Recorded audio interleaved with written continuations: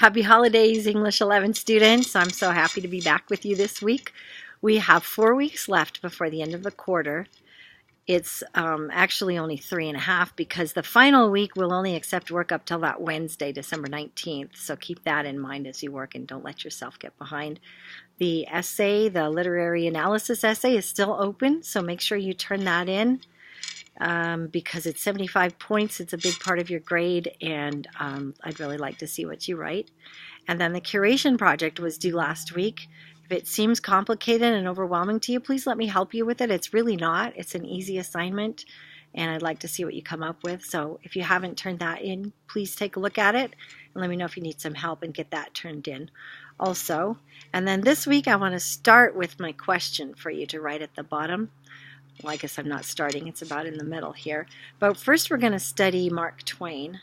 And one of the things that Mark Twain is most famous for in his writing is his imagery. He's able to paint that picture in the head of the reader as he writes that makes you feel like you're right there on the riverboat with Huckleberry Finn and Tom Sawyer. And see the raging Mississippi River flowing past in the way that he writes it. And we're going to read a piece from Mark Twain this week. And so my question for you is about imagery. I want you to come up with a sentence using imagery from something that you're looking at right now. If you need to go outside and look, that's fine. If it's something in your kitchen, your bedroom, or whatever, something that you're looking at that you could describe. So I'll give you my sentence here. Let's see if I can, I'm just doing it off the top of my head. So, the towering green trees behind me are wafting the scent of cedar to my nose.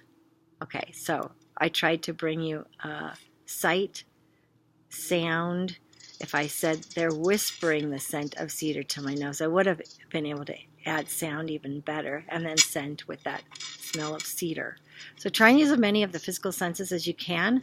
Colors always help, and real strong details that help a person see, smell, taste, hear, feel.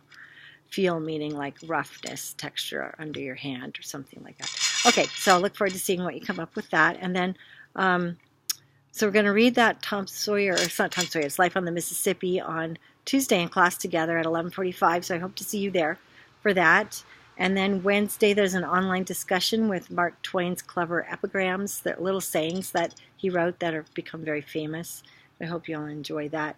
And then by Friday you need to be reading the Comparing Three Texts. It's a kind of a long assignment. It's not that long, but you need to be done with it by next Tuesday. So please start reading it Thursday or Friday, so you'll be easily done with it by next Tuesday when we meet again the following week, the week after this one.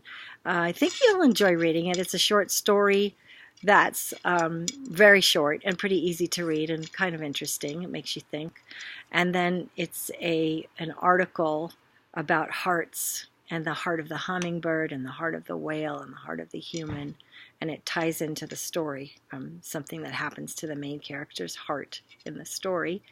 And then can't remember if there's a third text or if we're just comparing. Yeah, it's 3 texts.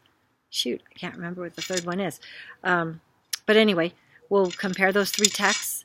In class, we'll write an assignment on them, but you have an online assignment with those 3 texts to do before you come to class next Tuesday. And then the assignment we do is an additional assignment that can't be done unless you've read the 3 texts. So make sure you do that before next Tuesday.